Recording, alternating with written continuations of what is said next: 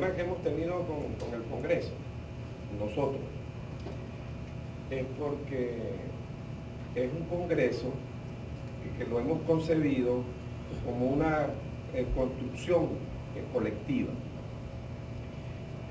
Una organización puede resolver el problema de una declaración de principios, un programa, una estructura organizativa, si eso se le encomienda a un equipo y lo hace, y después entonces convocamos una reunión como esta aquí y nos venimos y entonces lo presentamos y lo entregamos y al final levantamos la mano y se aprobó. Y así, desde cuando hubiésemos hecho el Congreso. Pero ese no es el tipo de Congreso que nosotras y nosotros queremos hacer. Si no queremos hacer es un Congreso de todas y todos, unidos, caminando, unidos y unidas, caminando. Entonces, ¿tiene sentido una declaración de principios si en la declaración de principios la constituimos todas y todos juntos, unidos y unidas, caminando? Igual, una estructura organizativa tiene sentido si lo hacemos como una construcción colectiva y una base programática para nuestras acciones, para nuestras estrategias de lucha, tiene sentido si las hacemos nosotras y nosotros como sujetos de la transformación. Si el sujeto es un equipo o un grupo de intelectuales o de personas, de enlaces, bueno, esos son los sujetos. Y entonces ANROS, nosotros en ANROS somos objetos. También podemos hacer así un congreso de objetos, con objetos. De hecho, así funciona la dominación. Y no cejamos por eso, es que si vamos a hacer este congreso, lo vamos a hacer como un congreso de sujetos de la transformación. Si no vamos a renunciar a eso. Si tenemos que volverlo a suspender, lo volvemos a suspender. Pero no tiene sentido hacerlo por hacerlo, o desistimos de hacerlo, si no lo hacemos así de manera colectiva. El problema nuestro no es un problema de nosotros los anristas. Es un problema de Venezuela. Y es más, es un problema del mundo. Sí. En esta fase del sistema del capital mundial de globalización, tenemos que hacernos cargos de problemas que hay en el mundo. Por ejemplo, ahora los presidentes se comunican con Twitter. Entonces Correa dice lo que piensa en un Twitter, o Maduro lo que dice en un Twitter. ¿Sí? Entonces no cobramos conciencia. Los Twitter son cosas donde usted dice cosas en 70 palabras. Entonces problemas tan complejos como nuestra revolución, complejo, porque eso que planteaba Jimmy ahorita es complejo. No tenemos política económica, no la hemos tenido, no la tuvo Chávez, no porque no tengamos la voluntad de tenerla, porque son problemas muy complejos. Entonces nosotros queremos ahora banalizarlos en Twitter. Entonces la ministra Delcy banda en Twitter. Es decir, en el mundo, eso no es un problema de ANROS, no es un problema es un problema de lo que está pasando en el mundo. Hoy día ya los noticiarios, ahora los noticiarios son Twitter. Entonces todos los noticiarios, los de la Revolución, los del BTV y también los de CNM, entonces aquí están los Twitter, es una banalización. Entonces nosotros no podemos hacer un congreso de banalización. Nosotros vamos a hacer un congreso de densidad. Es decir, si es que asumimos el legado de Chávez, porque este planteamiento es de Chávez. Entonces, este es el problema que hemos tenido con el Congreso, pero no es fácil, no es fácil.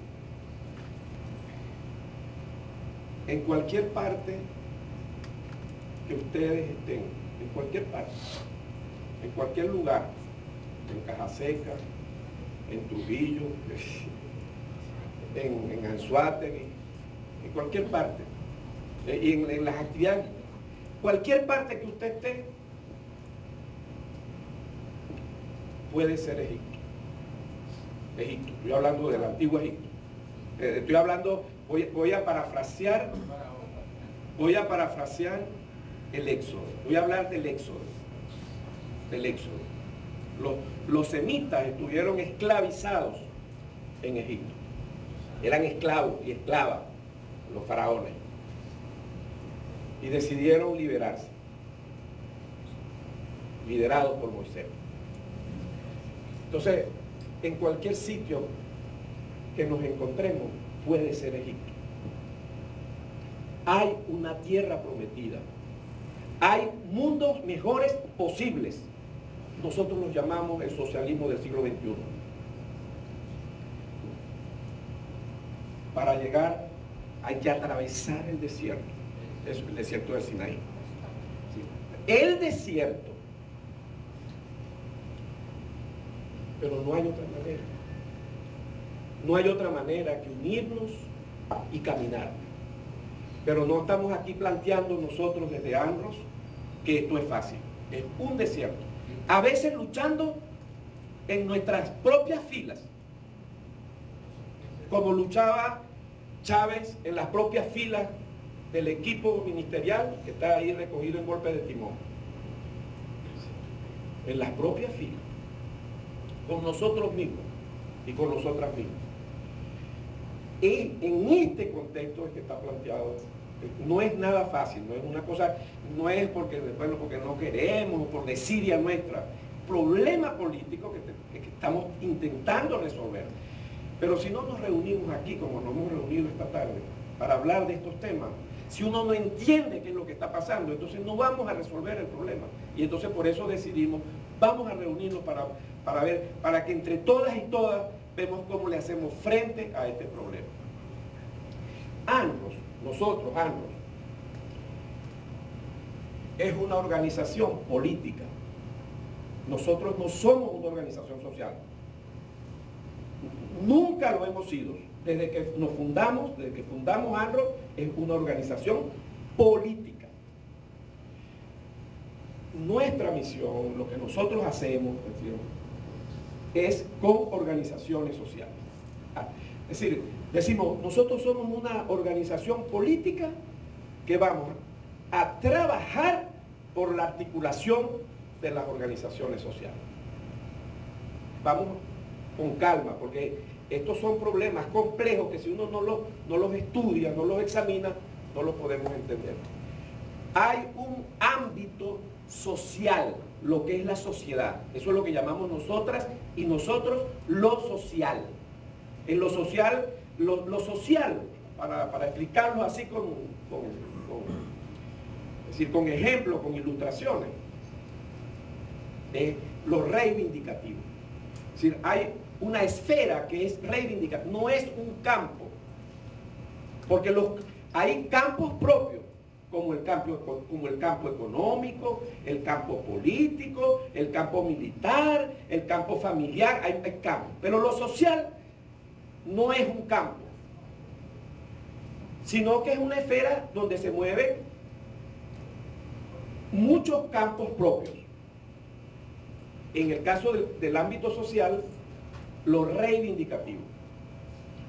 Entonces, en lo social encontramos personas que luchan, los ecologistas, por ejemplo, el ecosocialismo, grupos que son ecologistas. Encontramos grupos de hombres y mujeres que somos feministas. Entonces y luchamos por la reivindicación contra el patriarcado, contra el machismo.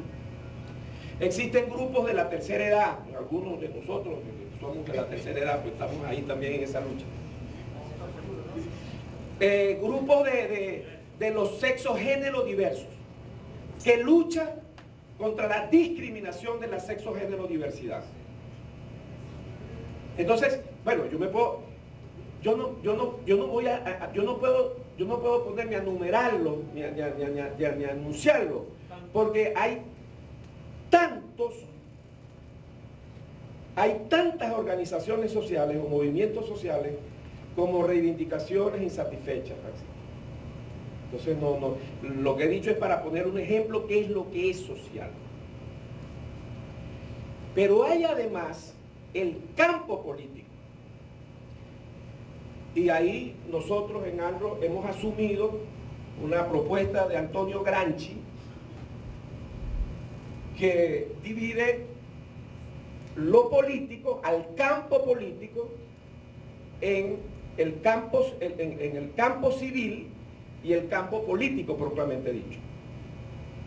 Entonces, en ese horizonte del planteamiento gramsciano, de este planteamiento, nosotros estaríamos, para dar un ejemplo, nosotros en ANRO seríamos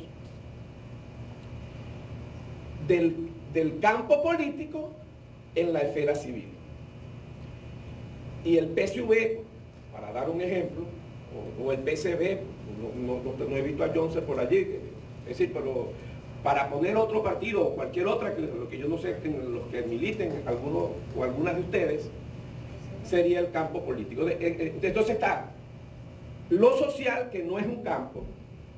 Después imagínense lo civil, donde estamos ANRO, que es político, y después lo político, propiamente dicho, donde estaría el partido, el Estado. Es decir, esas distinciones de Gramsci son grados de institucionalidad. Es decir, lo social tiene un grado de institucionalidad, lo civil tiene un grado de institucionalidad y lo político tiene otro grado de institucionalidad. No hay separación. El sujeto atraviesa, gracias Jimmy, porque eso me ayuda mucho, estas cosas me ayudan. Aquí está el campo.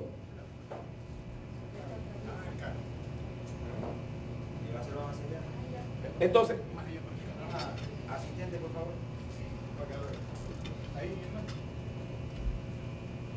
Entonces, pasé una línea aquí, esto para acá sería lo social. Entonces, esto es lo social, esto es Gramsci, Antonio Gramsci. Lo enviamos en los materiales de apoyo para estudiar al propio Gramsci. No es la interpretación mía, sino ustedes mismos. No estamos, lo que le enviamos, no hay nada que le hayamos enviado que sean interpretaciones. Lo que es Marx, le enviamos a Marx. Lo que es Gramsci es al propio, vamos a la fuente, no a gente que ha interpretado, que esto no, vamos a estudiar a los propios autores. Entonces, lo social, lo civil y lo político. Pero, disculpe, ajá, un momentito ahí, ¿se podría decir que ANRO podría fundarse más adelante como partido político?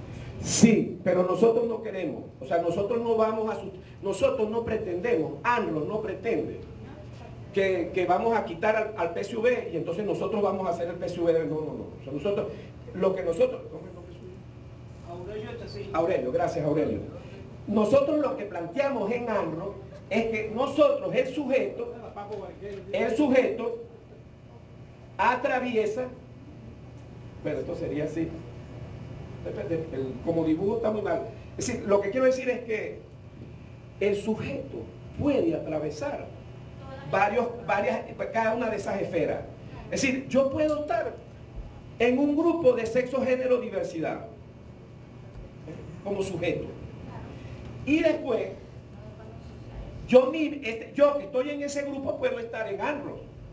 Y además yo puedo ser militante del Partido Socialista Unido de Venezuela o en el PSB. Sí, nosotros atravesamos los campos. Ahora, ¿Por qué tiene sentido ANROS? ANROS tiene sentido porque nosotros necesitamos mover que lo social se mueva para lo político.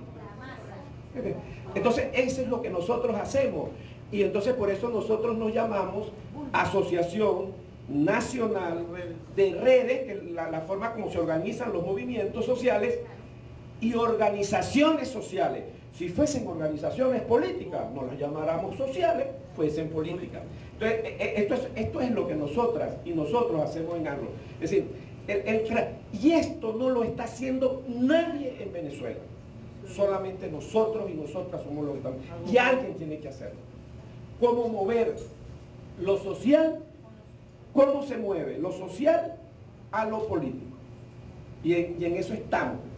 Porque otra cosa, eso no es que se mueve espontáneamente, ¿no? Entonces, nosotros descubrimos, cuando fundamos ANROS en el 2001,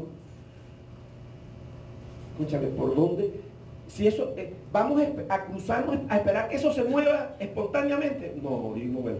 Entonces, eso necesita formación, necesita organización. Entonces, no es espontáneo. Ya vamos a hablar un poquito más de eso, pero ahorita lo que quería un poco plantear, ¿qué es lo que es ANROS? Lo que quería era decir, ¿por qué ANROS, aun cuando se llama Asociación Nacional de Redes y Organizaciones Sociales, no es social, sino político? Eso primero eso. Porque como ANROS es una organización política, de aquí, de la esfera civil, el Congreso es político. Nosotros no estamos haciendo un Congreso social, estamos haciendo un Congreso político. Y el problema que tenemos con el Congreso, pero hemos dicho por eso que es un problema político. Ahora bien, lo político, esto después a lo mejor lo estudiamos con más calma, pero ahorita es para, lo que nos interesa hablar de estas cosas, es para emocionarnos, para entusiasmarnos, para incentivarnos en la importancia que tiene, no para ANROS, no para ANROS. ¿Sí? Lo menos que puede ser, ANROS no es un fin, ¿sí? Es para la liberación, ¿sí? Para la vida. ¿Sí? La vida es la última instancia, para la vida. Es decir, o tenemos éxito y se afirma la vida, o fracasamos y negamos la vida. Entonces, lo que está en juego no es cualquier cosa, pues. Es decir, en el Congreso no es cualquier cosa lo que está en juego. Entonces, lo político, lo que llamamos lo político es una totalidad.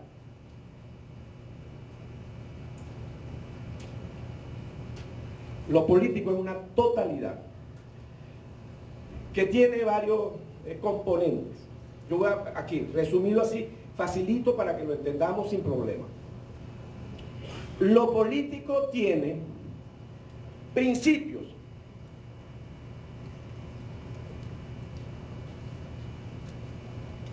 instituciones y acciones.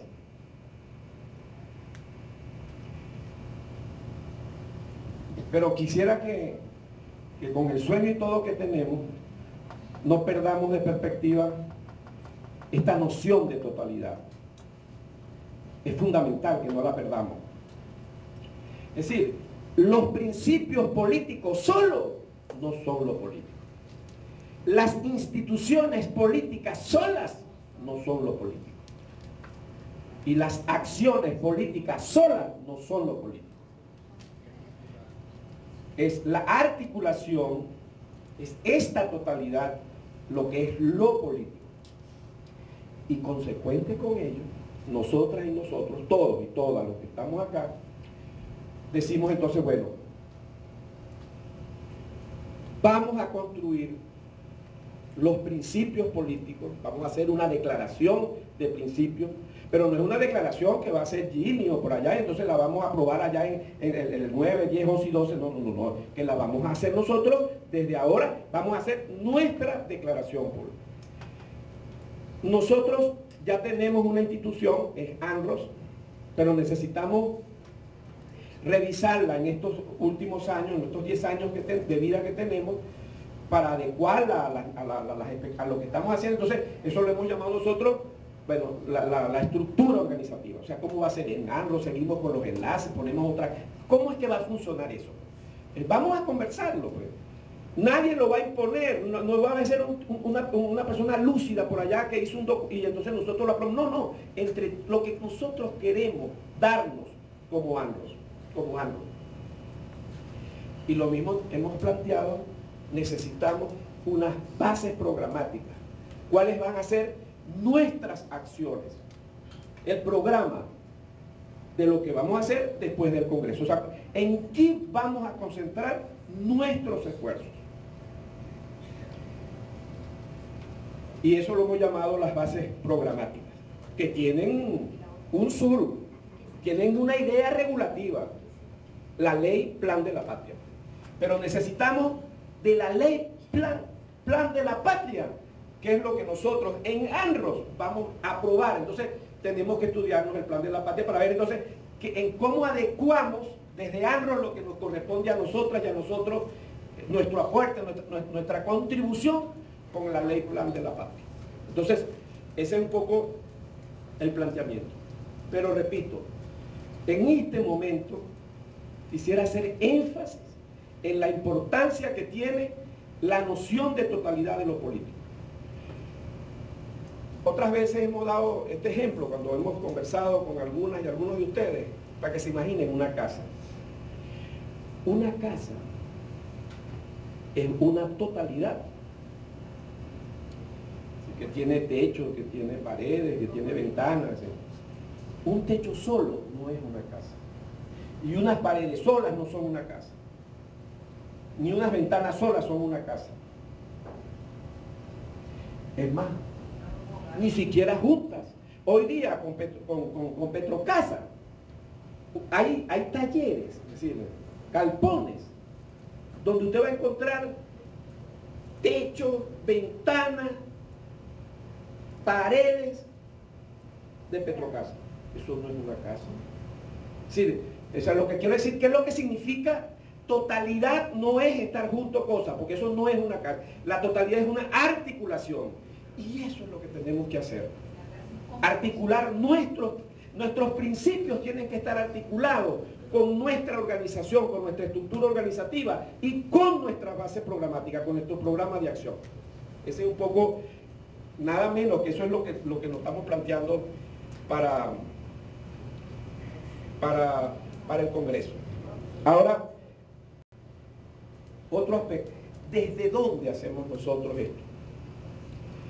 Nosotros vamos a hacer esto, como conversábamos ahora al principio esta mañana, que nos preguntábamos, bueno, ¿cómo es eso? Y mucha gente se preocupaba, ¿y dónde está la práctica? ¿Dónde vamos a estar nosotros? ¿En cuál es el trabajo sociocomunitario? Nosotros pensamos en ANROS que el punto de partida para nosotros es la praxis. Ese es el punto de partida. La lucha es nuestro punto de partida. No es la teoría. No es la sistematización. No es el programa. No es el documento ese que va a ser ese no es ningún punto de partida para nosotros. Nuestro punto de partida es la praxis. La praxis es nuestro punto de partida. Es verdad que yo soy profesor en una universidad, pero bueno, yo soy profesor en una universidad porque yo necesito un trabajo estable. Yo soy profesor ordinario de esa universidad donde me pagan un salario como trabajador. Yo necesito, pero yo no estoy aquí de cosas académicas. Yo estoy aquí con ustedes como anrista porque yo milito en el trabajo sociocomunitario en barrios muy pobres de Barquisimeto, desde hace muchos años. De hecho, mi militancia comenzó más o menos como la de Germán. Yo empecé a militar en la JMIL en el año 66 y estamos en el 2014, son 40 y pico de años. Entonces, pero es desde esa praxis. Yo no estoy diciendo nada aquí de cenáculos universitarios, sino de los barrios en donde yo trabajo todos los días del mundo por la revolución. Y todos nosotros y todas nosotras es igual. Aquí no podemos decir que haya una sola persona, ningún compañero, ninguna compañera que no ve, porque si no, no estuviera aquí. No necesitamos preguntarlo. No puedo decir, levanten la mano los que están entrando. No necesitamos, si no estuviéramos aquí. Todos y todas nosotros estamos en alguna actividad sociocomunitaria. Bueno, y otros estarán en grados de mayor jerarquía, y otros estarán como son funcionarios públicos, todo eso, pero todos estamos aquí. Ustedes me dirán, para decirlo en palabras de Jimmy, echándole bola. Echándole bola, que como lo estamos grabando, debo hacer esta aclaración, porque esto a veces se entiende. Eso de echarle bola, eso no lo entienden los argentinos, ni los bolivianos, ni los nicaragüenses, ni los cubanos, porque eso es de Venezuela. Aquí en Caracas había, estoy hablando ya a principios del siglo pasado, un hotel que se llamaba el Hotel Majestic, así se llamaba, y entonces había que tumbarlo. En esa época no es como hoy día que existen dinamitas, explosivos, eso de la implosión no existía a principios del siglo pasado. Entonces, ¿ustedes saben cómo tumbaban los edificios? Con unas máquinas que tenían una tremenda bola y empezaban a echarle bola, y de ahí vino de los venezolanos, pensaron que una cosa muy difícil, eso hay que echarle bola. Entonces, lo digo porque como lo estamos grabando, entonces hay que echarle bola, pero echarle bola, es decir, el punto de partida de nosotros y de nosotras en Anro es echarle bola. Pero echarle bola no es, que es la crítica y que yo comparto con Jimmy, no es ¿cómo fue que dijo? El echabolismo. El echabolismo es otra cosa. Porque la verdad es que uno le puede echar bola, pero si uno y sin teoría, es decir, sin estudiar, sin ponernos a leer, sin ponernos a eso que decía Germán, a leer 2 horas diarias. O sea, uno le puede echar bola sin leer, sin estudiar, pero no sería un echarle bola genuino, sería un echabolismo. Es decir, no es que nosotros no podamos tener práctica sin estudiar, claro que la podemos hacer, y podemos gastar nuestra vida, para decirlo lo que señalaba hace poco Jimmy, podemos dar la vida, pero no la estamos dando para la liberación. Podemos inmolarnos, pero eso no está para que eso esté para la revolución. Tiene que haber, no podemos separar la teoría, pero cuidado, la teoría no es el punto de partida. El punto de partida es la práctica. De manera que nuestro diplomado, el Congreso y todo lo que nosotras y nosotros hacemos tiene como punto de partida en la praxis. Pero como decimos que no queremos echarle bola, pero no echabolismo, entonces nosotros nos reunimos y nos venimos a la sala 7 del Parque Central y entonces estamos haciendo esto que estamos haciendo ahorita, que es la teoría, ¿ves? ¿Ah? Y entonces nos vamos para Barquisimeto, para Anzuate, para allá que está escribiendo allá, Caja Seca, y la praxis. Y ahí volvemos y de aquí otra vez, la teoría. Es decir, ya esta praxis no es esta. ¿Entiende por qué lo de espiral? Lo digo porque hay un trabajo de Mao del año 1938, que lo pueden bajar por internet ahora cuando lleguen a su casa, se llama Acerca de la práctica, lo encuentran. Donde él plantea eso, él lo pone, pero para él es un poco más lineal, ¿no? Y así no se entiende mucho para nosotros, ¿no? Que es práctica, teoría, sí, sí. Eso está explicado en el libro. Pero como espiral, la práctica lo que nosotros vamos ahorita nosotros estamos aquí en sala 7, Parque Central. Vamos ahorita, exacto, pero cuando vamos para acá, esta praxis es distinta. Y entonces eso es lo que estamos, eso es para lo que para nosotros es los campamentos, los diplomados, los posgrados, todo, las simples reuniones para estudiar. Es eso, para eso. Entonces, ese es un poco el sentido que tiene para nosotros este planteamiento. Quisiera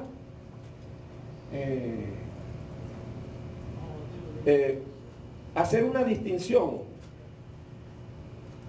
que puede ser útil. Yo lo que estoy organizando en el tiempo que me estipularon para estar conversando con ustedes, algunas cosas que primero si incentivamos para asumir el Congreso, y además para ir aclarando cosas que no se van a aclarar todas acá. Por ejemplo, en este momento a mí me gustaría hacer una distinción que me parece crucial, que es una distinción entre lo que es la emancipación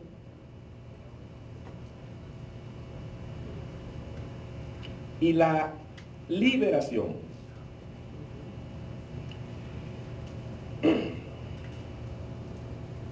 Son distintas. Y entender, comprender que son distintas es crucial. Por eso he dicho, es una distinción crucial. La emancipación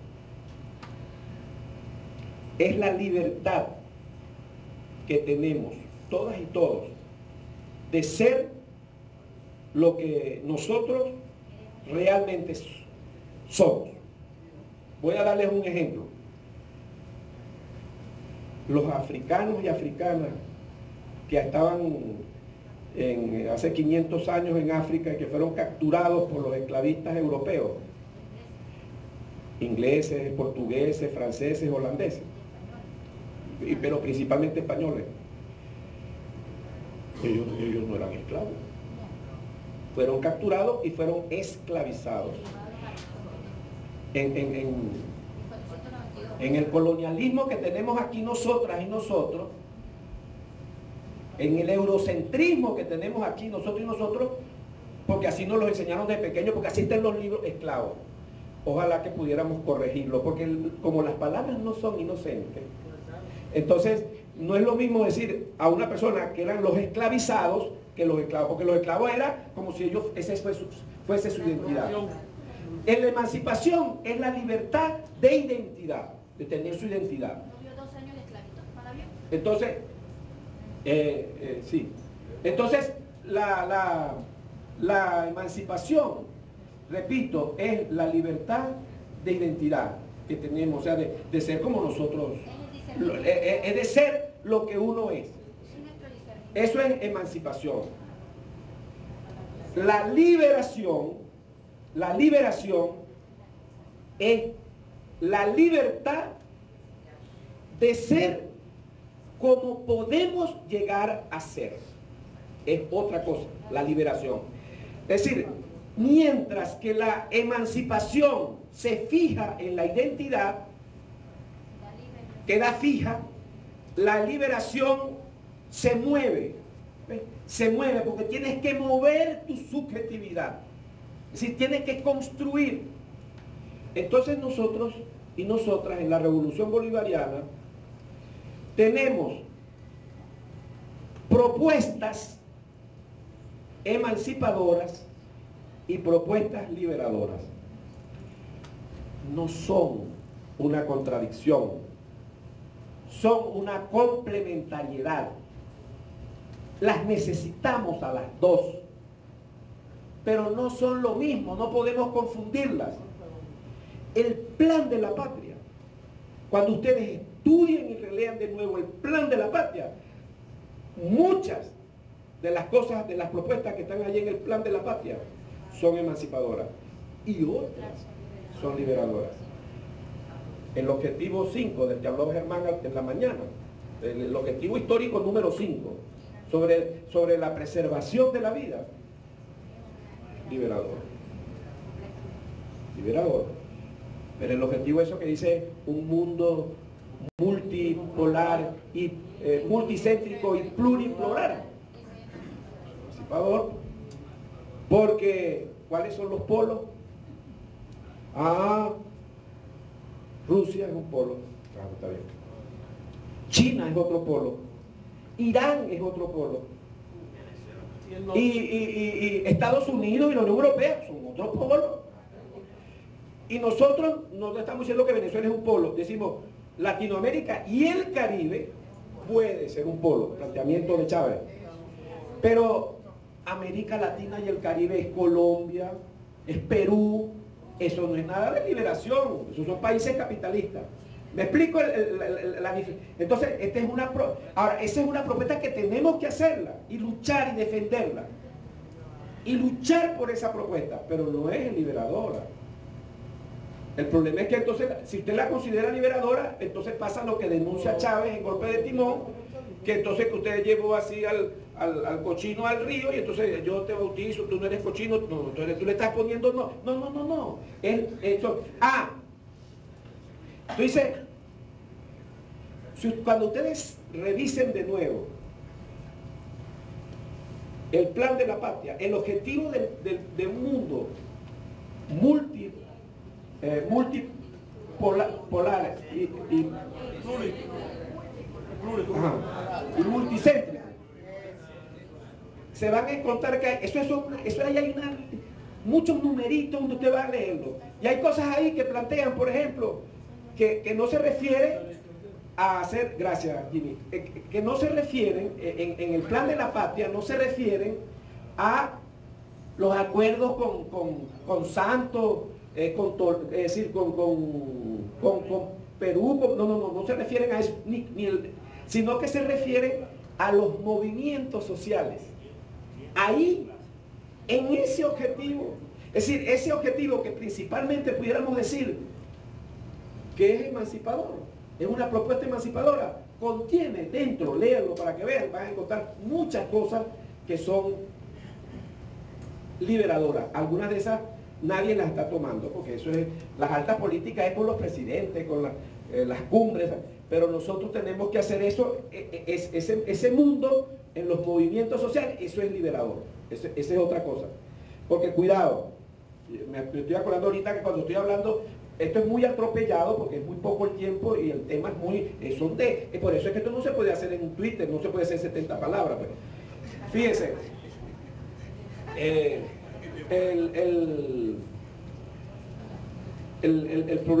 la complejidad del problema de estos temas, la liberación para nosotros supone un esfuerzo, o sea, diario, cotidiano, ¿no? Que tiene que ver con por ejemplo, con el sistema de producción comunal, que lo tenemos por eso en agenda del Congreso, y como la ley temática.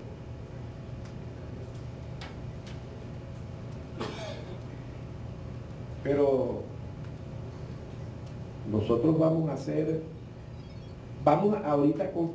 a resolver el rollo económico que tenemos con un sistema de producción comunal. No podemos. Yo le voy a echar, esto es a lo mejor una digresión de lo que estamos planteando.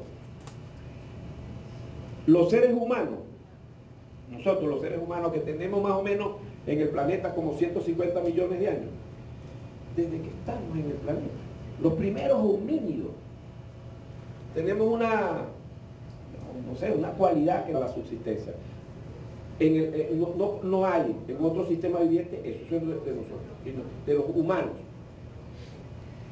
Entonces, en todos esos millones de años del Paleolítico,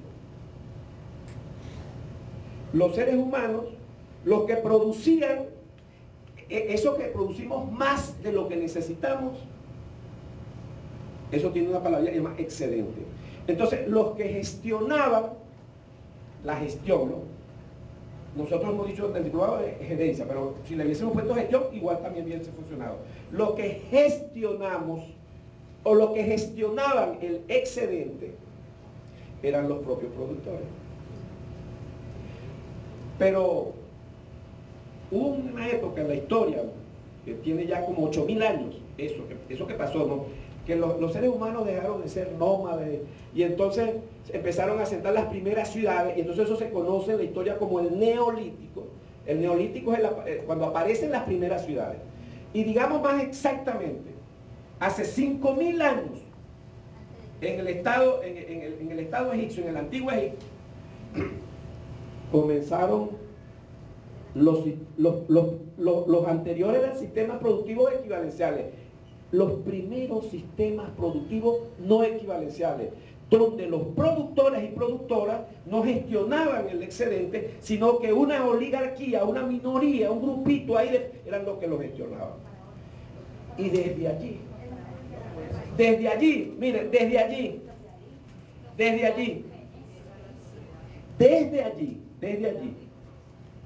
pues, desde hace 5000 años, 5000 años, sería 2000 años, antes de Cristo, pero hace 5000 años, toda la historia ha sido sistemas productivos no equivalenciales. Hasta hace 500 años, vamos a hacer aquí un cortecito, no tiene proporciones, porque 5000 años me tendría que ir hasta la pared, pero bueno, hasta donde me alcanza la pizarra, para poner que aquí están los últimos 500 años. Aparece aquí sistemas productivos no equivaleciales como el sistema tributario, el sistema esclavista. En Europa hubo un sistema llamado sistema feudal, todos esos sistemas no equivalenciales. Pero aquí apareció un sistema productivo no equivalencial que es el capitalismo. El capitalismo. En el capitalismo,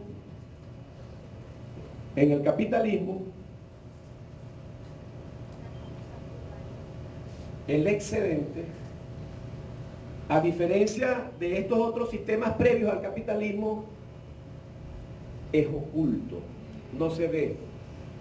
Porque imagínense ustedes el feudalismo en Europa, los siervos de la gleba produciendo, ¿no? Y después, bueno, lo que yo necesito para subsistir, y lo demás lo meto en una carreta, en unos caballos, papá, al castillo donde está la nobleza y entonces abren el portón. Pues tú estás viendo que quién se está apropiando del excedente. Pero eso en el capitalismo no se ve,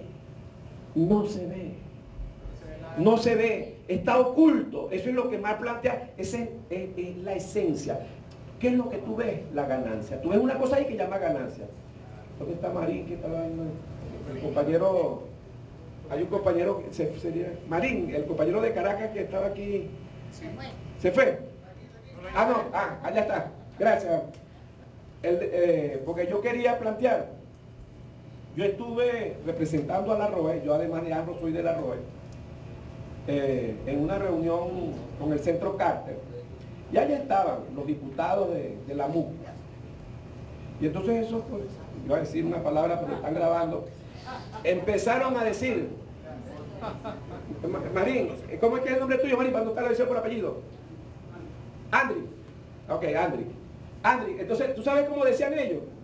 Decían, la democracia venezolana no solamente debe ser democracia, no solamente debe ser el ser, ¿no?, sino también debe parecer. Ese discurso, Andri, no es de nosotros, es de la derecha. ¿Entiendes?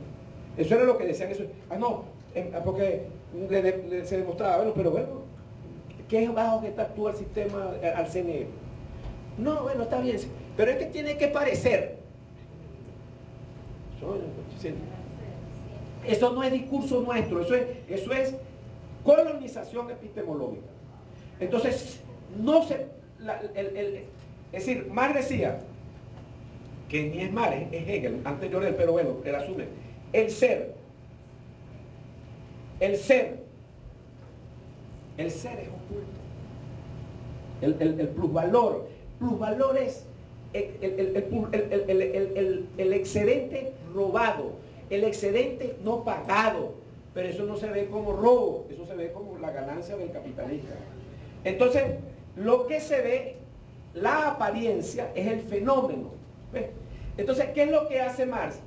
Marx construye un sistema de categorías para demostrar que eso no es ganancia, sino robo. ¿Me explico cómo es que nosotros nos movemos? Entonces no nos movemos, entonces no podemos utilizar, yo lo digo con mucho cariño al compañero Andrés, que lo digo además con otra intención, por supuesto, yo estoy criticando a los diputados de la derecha, no Andrés, de camarada que lo explicó, pero a veces nosotros somos, el problema nuestro es que cuando aparece el capitalismo, aparece también la modernidad y aparece también el eurocentrismo. Entonces, esos son el capitalismo, la modernidad y el eurocentrismo. Esos son procesos simultáneos. Y entonces no nos vengan a engañar, y a veces entre nosotros los chavistas nos engañamos a decir que puede haber un sistema de producción no capitalista, pero moderno. No, pana. No puede ser, no puede. Es decir, nosotros, ¿qué es lo que plantea nuestra revolución bolivariana? Nuestra lucha no es ni capitalista, ni postcapitalista, sino transcapitalista. Es más allá del capitalismo. Y no es moderna, ni es posmoderna. Lo que tanto nos advirtió Rigoberto cuando nos reunimos la vez pasada allá en TV, creo que era en los TEC. No es posmoderna tampoco. Ni es moderna ni es posmoderna. Es transmoderna, es más allá de la modernidad. Y nuestro planteamiento del diplomado y del Congreso es no eurocéntrico, es descolonial. Lo nuestro en ANRO es pensamiento crítico descolonial. Y entonces hay que ir desconstruyendo todo ese. Cuando hablamos de colonialismo, lo que estamos hablando es de colonialismo de aquí, que pensamos con criterios de eso. Y este tema lo vamos a... No me voy a detener en él, porque esto es el tema central del diplomado y del Congreso. Es decir, el pensamiento crítico descolonial. Vamos a desconstruir. Es decir, el planteamiento... No podemos entender a Andros con el concepto de poder que tiene la modernidad. No lo puedes entender. No lo puedes entender. Si no podrías entender nada de eso si nosotros no partimos desde una visión, desde nuestro continente y de nuestra revolución. Pero bueno, esto era como más bien, vamos a seguir aquí en el ejemplo. Entonces, aquí en el capitalismo, en el capitalismo, hubo una especie así de un paréntesis, pues si usamos otro color, aquí.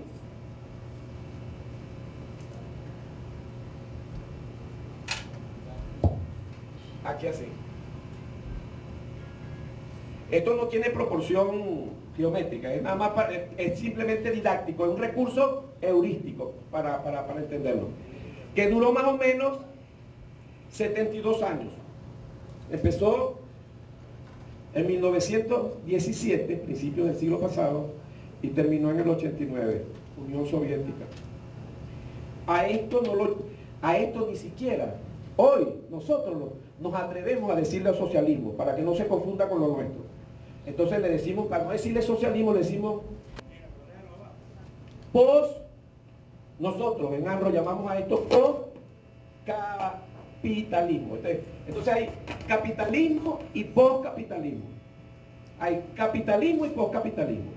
Pero ya ahorita no hay postcapitalismo porque la Unión Soviética, ese proceso ya desapareció en el 89, duró 72 años.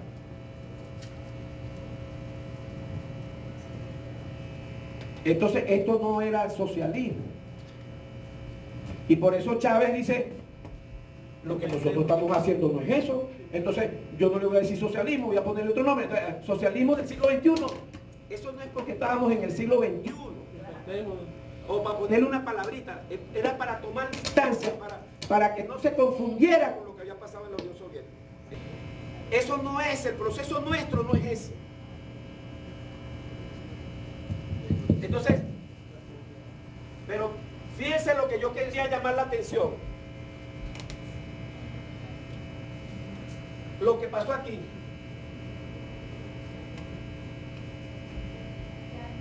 Vino el comandante y mandó a parar. Esto tiene nombre y apellido. Gracias. Venga. Aló. Bájale aquí, Bernardo, bájale aquí atrás. Es Hugo Chávez Frías. Hugo Chávez Frías, nosotros y nosotras. Acuérdense que esa es otra discusión que la vamos a hacer, cómo los procesos a veces tienen encarnación pues, en un líder, pues, pero no es la persona, es el pueblo, ¿no? Entonces, nosotros estamos aquí, en un proceso transcapitalista, transmoderno, más allá del eurocentrismo, descolonial y crítico. Ahí es donde estamos nosotros y nosotras. No estamos aquí, estamos en otro, tratando. Ahora, ¿por qué viene este esquema? Es para que tomemos conciencia que lo que está haciendo nuestra revolución bolivariana, por eso no hay razón para el pesimismo ni para la desmovilización, no tampoco para encandilarnos y no reconocer los problemas grandísimos que tenemos, sino que nosotros lo que estamos tratando es no solo de acabar con 500 años de capitalismo, sino que queremos acabar con 5.000 años de sistemas de producción no equivalenciales. Y el sistema de producción equivalencial que nosotros estamos proponiendo se resume como el sistema de producción comunal. Y de ahí viene la idea de las comunas y de los consejos comunales y todo eso. Entonces, eso es lo que trata. De eso se trata. Ahora, este sistema de producción no lo vamos a resolver para la crisis económica que tenemos. Eso nos puede llevar por lo menos un siglo, es decir, que no lo vamos a ver. Ojalá que los nietos o los que vienen después de los nietos lo vean. Pero tenemos que comenzar aquí, en este momento. Voy a hacerles otro gráfico a ver si lo ilustro mejor. Esta es la totalidad de Venezuela. En Venezuela hay varios sistemas de producción. Hablemos ahorita de producción, vamos a hablar entonces de propiedad. Es decir, porque los sistemas equivalenciales, los sistemas no equivalenciales, todos los sistemas equivalenciales son posibles porque hay propiedad. La propiedad es inmanente a los sistemas no equivalenciales. Y hay gente que cree que la propiedad es una cosa de la naturaleza, que eso no. La propiedad no, la propiedad es histórica, apareció en el planeta y así como apareció, desapareció. Hay civilizaciones que no conocen, que jamás la noción de propiedad no la entienden. Los pueblos originarios existía propiedad. Cuando los invasores y genocidas le decían, bueno, si hay muchos problemas, ustedes les compro, pues ¿cuánto me piden por su tierra? Yo no entendía. Precio tierra. La madre tierra. Es como que usted le pregunte, ¿cuánto me pides por tu mamá? Yo no entiende. Porque en la experiencia, ojalá que lo podamos ver en uno de esos encuentros. Yo les traigo videos de las experiencias de los tupí guaraní en la cuenca amazónica. Posesión en común, no hay propiedad. Posesión en común. Un gran capitalista, si nosotros Posesión en común, fuera nadie. no hay propiedad. Bueno, pero está bien.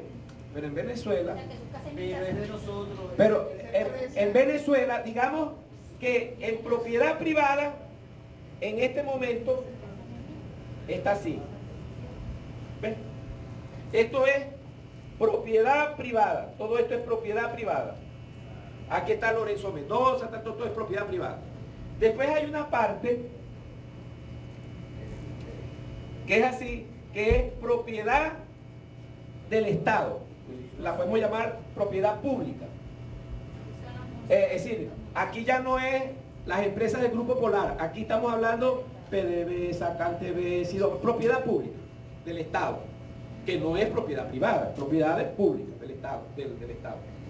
Y hay otras propiedades, hay entonces que si propiedad cooperativa, propiedad social, propiedad colectivista, bueno. Ah. Y nosotros comenzamos entonces una cosa que todavía ahorita es una franjita aquí casi imperceptible, que es posesión en común, que tiene que ver con los consejos comunales, con las comunas, con el sistema de producción comunal. Eso es decir, ahora, ustedes me dicen, de todos estos sistemas, por supuesto que los sistemas de propiedad, todos, si los unimos, eso es la hegemonía. Entonces, ¿qué es lo que nosotros estamos tratando de hacer? Desde ahorita, por eso que tiene que ser aquí y ahora. Empezamos, ANROS empieza entonces, nosotros empezamos. Y comenzamos entonces a vincularnos en el proceso de articulación en sistemas de producción comunal. Y entonces, bueno, y ahí vamos avanzando. Y nosotros decimos, esta realidad nosotros la podemos cambiar en 5 años. No, se va a llevar un siglo. Pero si no la comenzamos ahorita no va a pasar. Pero vamos a seguir con esto. Y como vamos a seguir con esto, necesitamos propuestas emancipatorias y tenemos que reunirnos con Lorenzo Mendoza, aunque sea con la analista, pero tenemos que reunirnos y tenemos que resolver eso que señalaba ahora Germán, de que el aparato productivo, tanto estatal como privado, tiene que funcionar. Eso no es liberador, pero es que tenemos que hacerlo. Eso es como, por ejemplo, las misiones. Las misiones son emancipatorias, no son liberadoras. Todas son emancipatorias, pero tenemos que hacerlas. Es decir, lo liberador es que la misión vivienda es que el pueblo haga casa. Sí, eso es lo liberador. Que el pueblo cura al pueblo. Ah, sí, eso es lo liberador. Que el pueblo produce comida para el... Eso es lo liberador. Entonces, todo eso... Es decir, pero esos son procesos muy complejos que no los vamos a hacer de la noche a la mañana. Entonces, si nosotros en ese anarquismo plantearíamos, en ese, para usar una palabra, ultraizquierdismo, es decir, no vamos a hacer políticas emancipatorias. Bueno, entonces, si no resolvemos, si no hay misión barrio adentro, la gente se mueve, de mengo ahí no hay, y ¿con quién vas a hacer entonces lo liberador?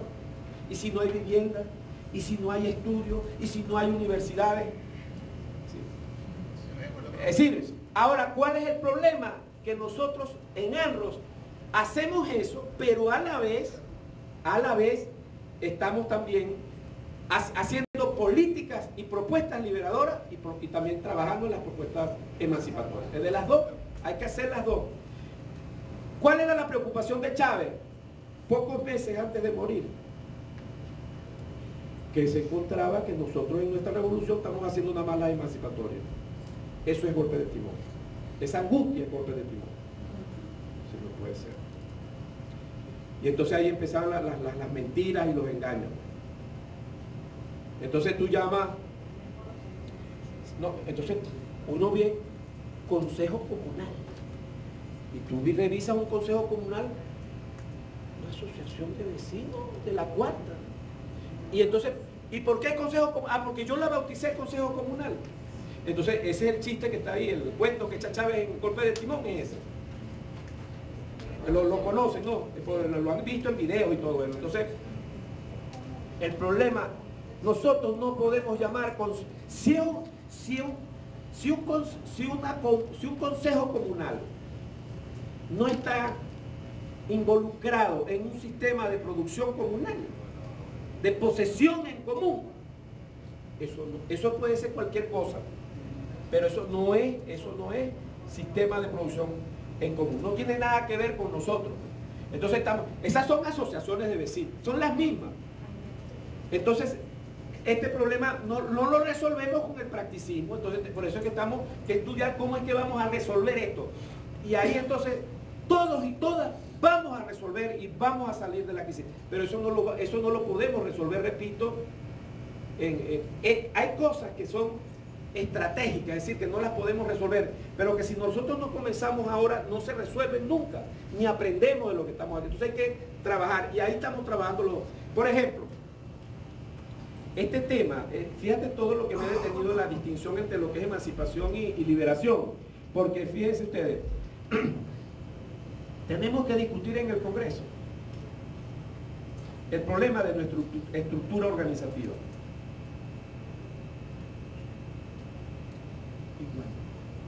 Hay cosas que son dentro de las estructuras organizativas, son liberadoras,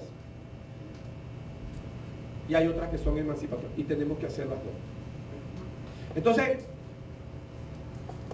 en ANROS necesitamos organizativamente una cosa vertical, línea, de arriba abajo. Entonces hay un secretario general, y hay los secretarios estadales, y están los comisarios. Bueno, ¿cómo funciona? Lo necesito, porque si no, entonces no funciona en la dialéctica del sistema del capital, para poder superar el capitalismo. Pero también hay otras formas de organización que son liberadoras, que son las formas de organización horizontal.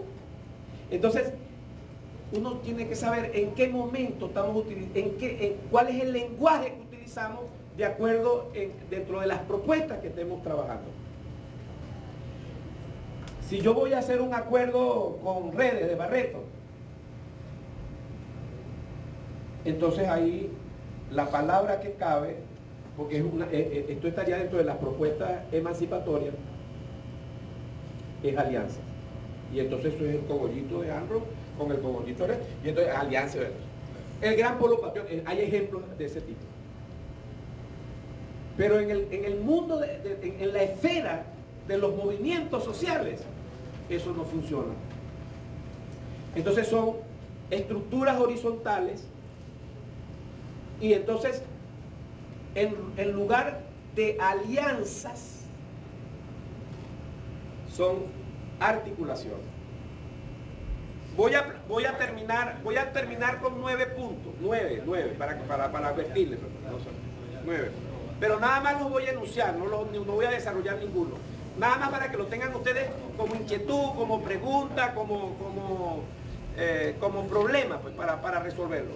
Entonces, el primero es el sujeto de la transformación. Ese es el primer punto, el sujeto. Si sujeto significa quién.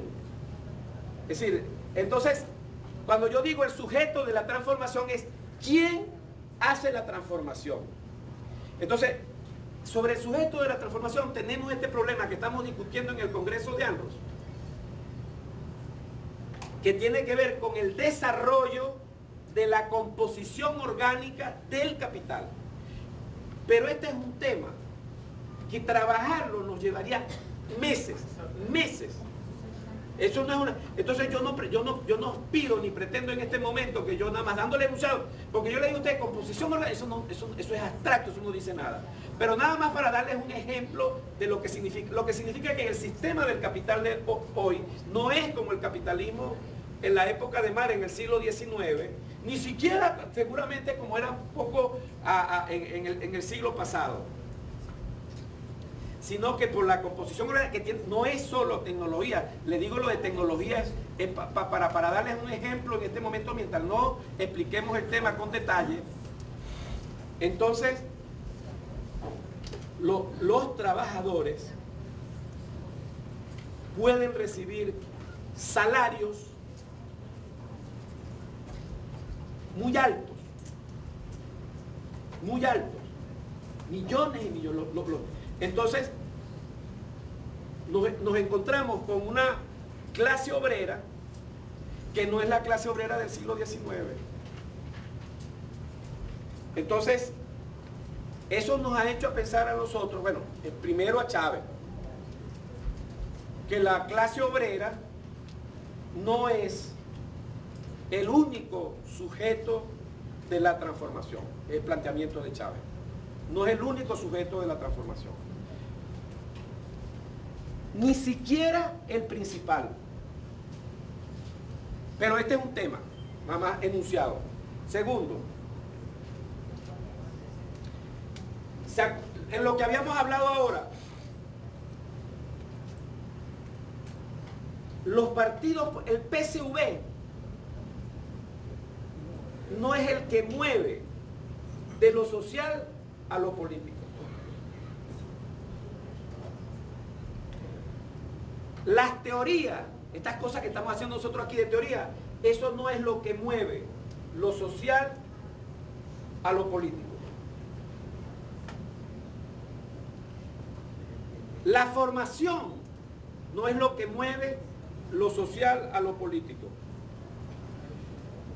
Es decir, para explicarlo así con otras palabras, Lenin planteaba, en esto que habíamos hablado ahora, no es este gráfico, es el que ya lo borramos, el que planteaba aquí lo social, esto que está aquí abajo, las organizaciones sociales. Lo social, que es lo reivindicativo. Entonces Lenin planteaba que la conciencia social por sí misma no puede convertirse en conciencia política. Entonces por eso Lenin planteaba que necesitaba al partido y a los intelectuales para que los partidos desde fuera, los intelectuales fuera, movieran la conciencia reivindicativa. En el libro que hace dice tradiunionista, porque tradiunions eran como se llamaban los sindicatos en Inglaterra, a los políticos. Y eso es lo que nosotros, Germán y yo, y bueno, los que estamos aquí de esa generación de los 60, defendimos, bueno, hasta que llegó el comandante y mandó a parar. Entonces, el sujeto de la transformación se autoconstituye, no es que alguien lo constituye, el partido, no, se autoconstituye en el proceso mismo de la transformación. Eso es lo que nosotros planteamos, es decir, lo que plantea Chávez y lo que nosotros asumimos como legado. Entonces, eso es largo y lo vamos, está concebido que en el diplomado lo vamos a explicar con más detenimiento. Ahorita lo que queremos es problematizar, llevarse los problemas, problematizarlos, no entregar ahí, entre todos y todas buscamos después las soluciones. No se es sujeto porque usted pertenezca a una determinada estructura social. Es decir, como yo soy obrero o yo soy obrera, entonces yo soy sujeto. Es decir, para ser sujeto de la transformación se necesitan por lo menos dos condiciones. La primera, que yo no quiera seguir siendo explotado. Porque si en el problema de la composición, a los grados de desarrollo que llega a la composición orgánica del capital, yo estoy ganando. Entonces, y tengo seguros y entonces tengo todas esas. No sé si los que son de Guayana saben de lo que me estoy refiriendo, ahí en los trabajadores de Sidón. Entonces, por supuesto, la gente más bien se mata por ser explotada, porque la contratan. Me explico, ¿cómo no puede ser sujeto? Porque no se da la condición de que yo quiero dejar de ser explotado. Pero incluso, pudiera decir, usted puede querer dejar de ser explotado, pero todavía necesita otra condición para ser sujeto de la transformación. Necesita tener la capacidad para dejar de ser explotado. Entonces se necesita las dos condiciones. La voluntad. Yo no quiero ser explotado. Y la capacidad.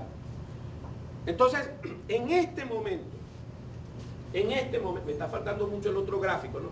Porque era para explicarlo, ¿no? En este momento, ningún actor, ni social, ni político, nosotros, y político, el PSV, puede autoerigirse como sujeto de la transformación. Entonces nosotros decimos en ANRO que el sujeto de la transformación es plural y articulado. Y no hay ese planteamiento que defendimos durante muchos años, 30 años, de Lenin, sujeto histórico. No, el sujeto es uno. El sujeto es uno. No es que hay uno que es sujeto histórico, otro es sujeto político, otro es sujeto social. Porque el planteamiento de Lenin es que había un sujeto social, esos eran unos que estaban por allá, había un sujeto civil, digamos, político, y el que lo llamábamos un sujeto histórico. Lenin planteaba, el proletariado es el sujeto histórico, pero como el proletariado tiene conciencia reivindicativa, entonces necesita el partido, entonces el partido y los intelectuales es el sujeto político. Y bueno, y el que no era ni obrero, ni campesino pobre, los otros sectores, no, ese es el sujeto social. Y entonces nosotros en la revolución bolivariana decimos, no, el sujeto es uno. Y entonces eso es un poco la revolución. ¿Dónde lo vemos? Lo vemos en Venezuela, pero todavía más ilustrativamente, con fines, digamos, didácticos, en la revolución boliviana. Evo Morales. ¿De dónde viene Evo Morales? Aquí, mira. Organizaciones sociales, cocaleros, con los cocaleros en Bolivia. No les interesaba cosas políticas, sino sus reivindicaciones como reivindicaciones económicas. Y hubo un momento en que ese grupo se movió y organizaron una asociación de cocaleros para luchar políticamente. Y entonces esa asociación ya no era social, se movió a lo político, pero no otro, era el mismo, son los mismos. Y después, Evo, y cuando yo digo Evo, igual cuando digo Chávez, es el pueblo boliviano, el pueblo crítico boliviano. Fundó el movimiento al socialismo, al MAS, y participó en las elecciones y ganó. Entonces no me vengan a decir que lo social hay un sujeto social, hay un sujeto histórico y hay un sujeto. Entonces, ANROS no es ningún sujeto histórico. Nosotros no somos sujetos históricos. ¿Entiendes cómo planteamos esto en la revolución? Y esto es lo que pasa, que si nosotros andamos nada más con Twitter, esas cosas no las vamos a chévere para la dominación. Para eso allá vamos a estar con los brazos cruzados, entonces no van a llegar a ninguna parte, pero si andamos puro con Twitter. Y entonces, porque estos son problemas muy complicados. Miren, pero ya yo estoy angustiado por el tiempo para ustedes, para que ustedes intervengan. Déjenme, aquí hay otras cosas que quedaron, ¿no? Oye, doctor, nace de las cenizas de la fénix, así, de sacarlas. Yo voy a terminar. No, yo había hecho una agenda para hablar con ustedes que no se cumplió, digamos, como en una quinta parte. Quedaron como 4 partes sin acordar. Bueno, pero yo quería terminar con palabras de Chávez, de golpe de timón.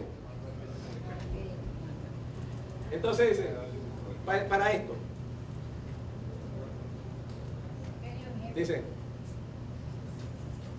las fábricas, decía Chávez, con fines capitalistas, las fábricas con fines capitalistas llevan las marcas indelebles de su sistema operativo, la división social jerárquica del trabajo.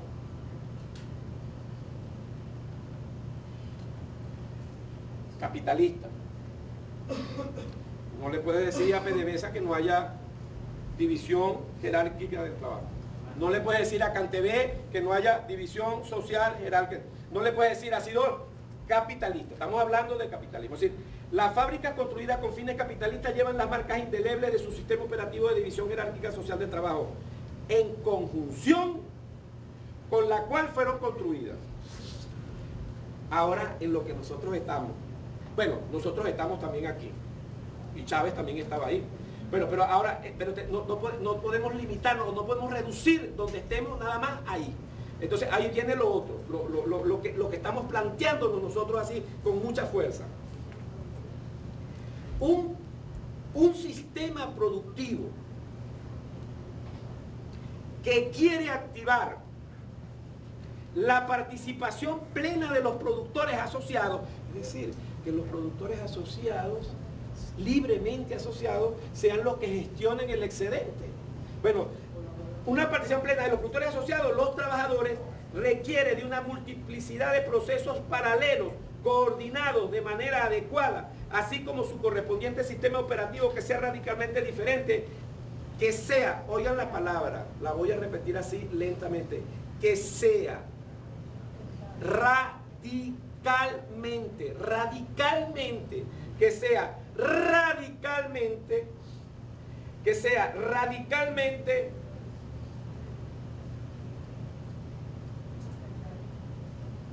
se me perdió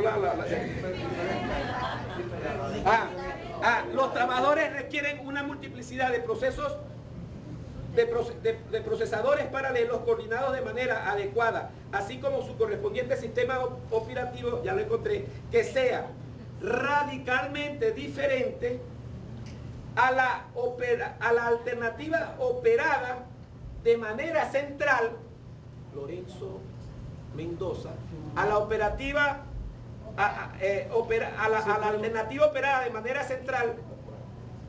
Trátese, oigan lo que dijo Chávez, trátese de la economía capitalista, o de sus bien conocidas variedades postcapitalistas presentadas engañosamente como planificación. Es decir, entonces no me vengan a decir Estado comunal, porque el planteamiento de nuestra revolución no es ningún Estado comunal, porque el que esté planteando Estado comunal es lo que está aquí con Chávez contra eso engañosamente planteado como planificación. No es Estado comunal. No, nosotros no estamos ahí, que ahora, que en Venezuela, en lugar de existir, o sea, todo propiedad del Estado. No, porque la propiedad del Estado son sistemas productivos no equivalenciales. Porque el Estado entonces dice, bueno, esta empresa es del Estado, Sidor es del Estado, CanTV es del Estado, PDVSA es del Estado. Entonces yo nombro a los funcionarios del partido. Entonces, esos son los gerentes.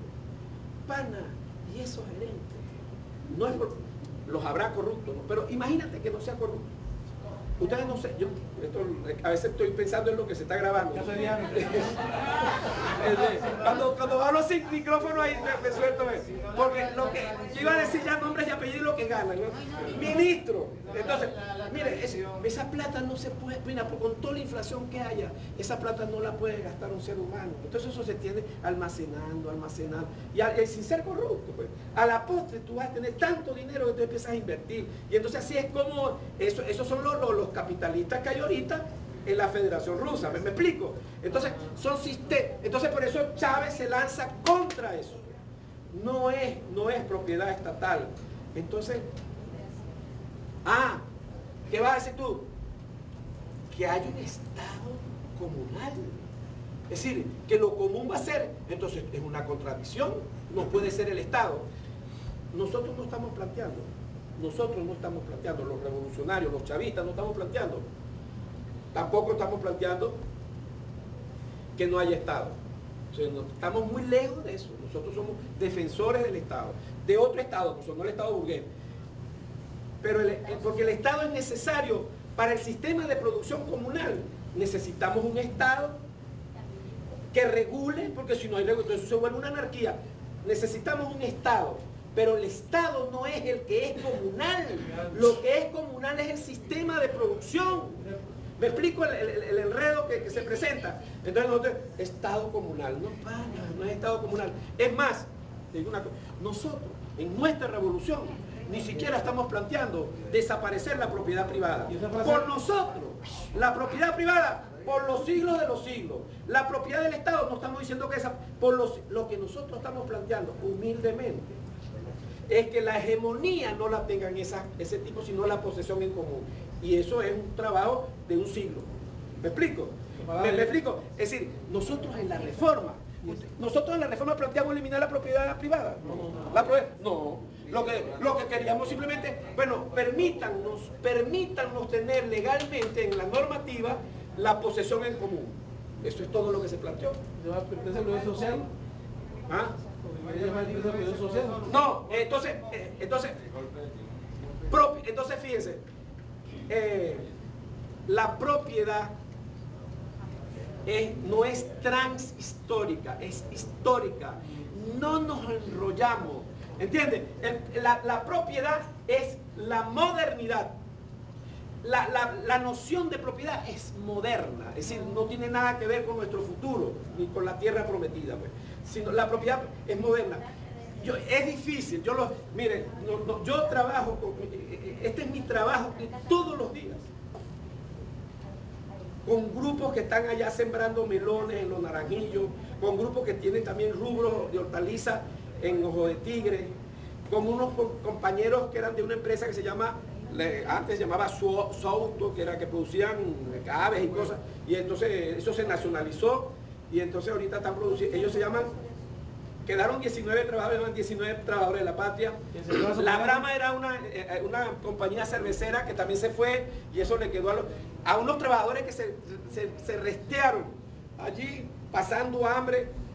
Ahí están ahí con esa empresa, se llaman Proletarios Unidos.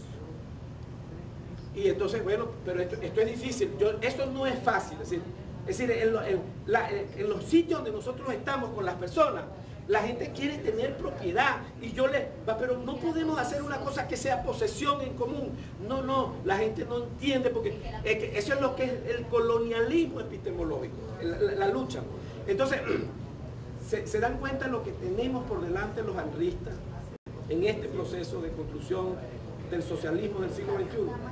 Bueno, entonces, espero que ponderemos que esto no es un evento cualquiera lo que estamos haciendo, sino que nos estamos jugando el futuro de la revolución bolivariana. Muchas gracias, compañeros.